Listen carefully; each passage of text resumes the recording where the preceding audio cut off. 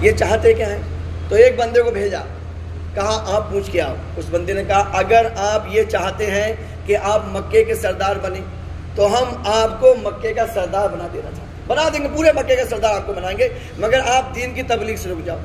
اگر آپ یہ چاہتے ہو کہ مکے میں جو سب سے خوبصورت حسین و جمیل عورت سے نکاح کرنا چاہتے ہیں تو ہم آپ کا نکاح کروا دیں گے، اور اگر آپ کو دولت کی چاہت ہے تو پورے مکے کی دولت آپ کے قدموں پہ لا کے ڈال دیں گے، بس آپ بتاؤ تو صحیح۔ حضور اکرم صلی اللہ علیہ وسلم نے قرآن پاک کی آیتیں پڑھنا شروع کریں۔ جو بندہ آیا تھا وہ کہتا ہے کہ پھر میرے رومتے قرآن کی آیت سن کر رومتے کھڑے ہو گئے، کپ کپانے لگا، حضور کے منہ پہ ہاتھ رکھا، کہا بس یا رسول اللہ بس کیجئے ورنہ میرا دل پھٹ جائے گا۔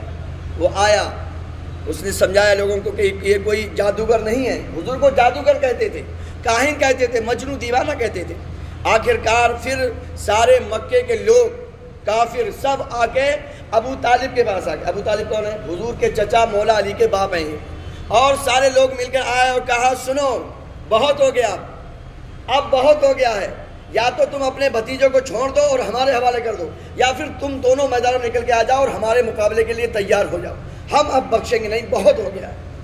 حضور اکرم صلی اللہ علیہ وسلم نے پیارے آقا صلی اللہ علیہ وسلم کو سمجھایا اور کہا بیٹا دیکھ میں بوڑھا تیرا چچا ہوں، کہا نہیں داڑھی کا خیال رکھ، میں بوڑھا ہو چکا ہوں اور پورا مکہ ایک ساتھ ہو گیا ہے، اب میں اتنا مجھ پہ مت بوجھ ڈالو کہ میں اس کا برداشت نہ کر پاؤں۔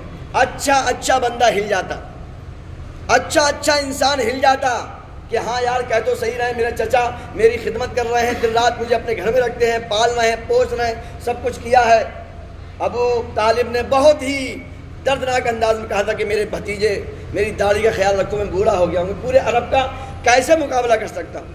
حضور اکرم صلی اللہ علیہ وسلم ایموشنل ہو گئے اور فرمایا چچا جان سنو، آپ بھی مجھے چھوڑنا چاہتے تو چھوڑ دو، اور اگر میرے سیدھے ہاتھ میں، اس کو کہتے ہیں کمٹمنٹ، پختہ ارادہ، پختہ عزم، کہا اے چچا جان میرے سیدھے ہاتھ پر اگر کوئی سورج لا کے رکھے اور بائیں ہاتھ پہ چاند لا کے رکھے اور پھر یہ کہے کہ تم اپنے مشن کو چھوڑ دو، پھر بھی میں اپنے مشن کو چھوڑنے والا نہیں، کچھ بھی ہو جائے، یا تو اللہ اسلام کو کامیاب کرے گا یا پھر میں خود ہی اسلام پہ اپنی جان قربان کر دوں گا۔